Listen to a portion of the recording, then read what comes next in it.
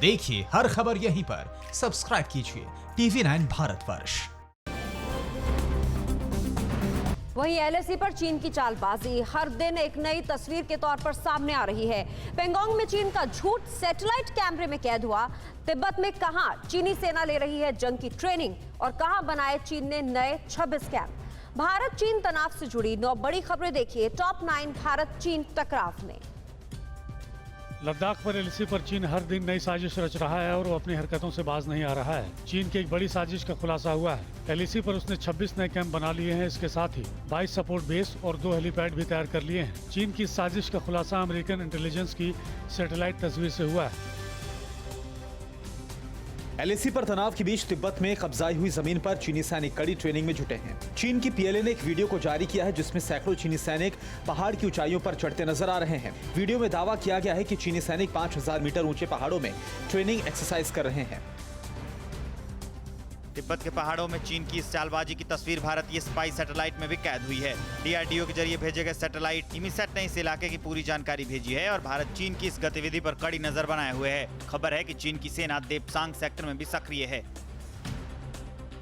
सूत्रों के मुताबिक लद्दाख में LAC पर तनाव के बीच गलवान एरिया के गश्ती पॉइंट 14, 15 और हॉट स्प्रिंग गोग्रा इलाके में भारत और चीन की सेनाएं पूरी तरह से अपनी अपनी जगह लौट चुकी हैं। दोनों देशों के बीच पेंगोंग इलाके से चीनी सैनिकों की वापसी का तरीका तय करने के लिए भारत और चीन के बीच अगले हफ्ते कमांडर लेवल की फिर बात होगी। चीन गलवान में विवाद के बाद बातचीत भी कर रहा है और दूसरी ओर निर्माण कार्य में भी जुटा है। 15 जुलाई को सैटेलाइट से ली गई ताजा तस्वीरों से खुलासा हुआ है PLA ने पेंगोंग सो इलाके में टेंट का निर्माण कर लिया है। पेट्रोल पोस्ट 14 से चीन ने बातचीत के बाद पीछे हटने का वादा किया था, लेकिन ताजा तस्वीर उसकी वादा खिलाफी की गवाही दे रही है। चीनी कंपनी अलीबाबा और उसके फाउंडर जैक मा को गुरुग्राम की अदालत ने नोटिस जारी किया है। जैक मा को 29 जुलाई तक कोर्ट में पेश होने के आदेश दिए गए हैं। ये नोटिस अलीबाबा की सहयोगी कंपनी UC न्यूज के एक पूर्व कर्मचारी की शिकायत के बाद जारी किया गया है। कंपनी पर फेक न्यूज फैलाने और चीन की तरफदारी करने का आरोप लगाया गया है। बड़े युद्ध के संकट के बीच चीन के परमाणु संस्थान से एक साथ 90 परमाणु वैज्ञानिकों ने इस्तीफा दे दिया है। इस्तीफे की वजह चीन की सत्ताधारी कम्युनिस्ट पार्टी को बताया जा रहा है, जो संस्थान पर कब्जा कर वैज्ञानिकों से जबरन काम कराना चाहती है। जिनपिंग सरकार ने मामले की जांच के आदेश दिए हैं।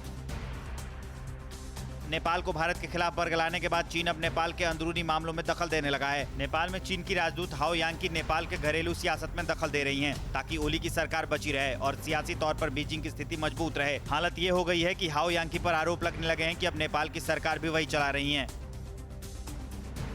कारगिल विजय दिवस के मौके पर बीजेपी अध्यक्ष JP नड्डा ने कहा कि प्रधानमंत्री नरेंद्र मोदी ने हमेशा भारतीय सेना का हौसला बढ़ाया है। नड्डा ने कहा कि गलवान की घटना के बाद PM लद्दाख गए और जवानों की हिम्मत बढ़ाई। प्रधानमंत्री के लद्दाख के दौरे से देश के 130 करोड़ भारतीयों को संदेश पहुंचा है कि PM की अगुवाई में पूरा देश आर्मी के साथ है। अड़ी सोमवार से शुक्रवार शाम 6 बजे सिर्फ TV9 भारतवर्ष पर।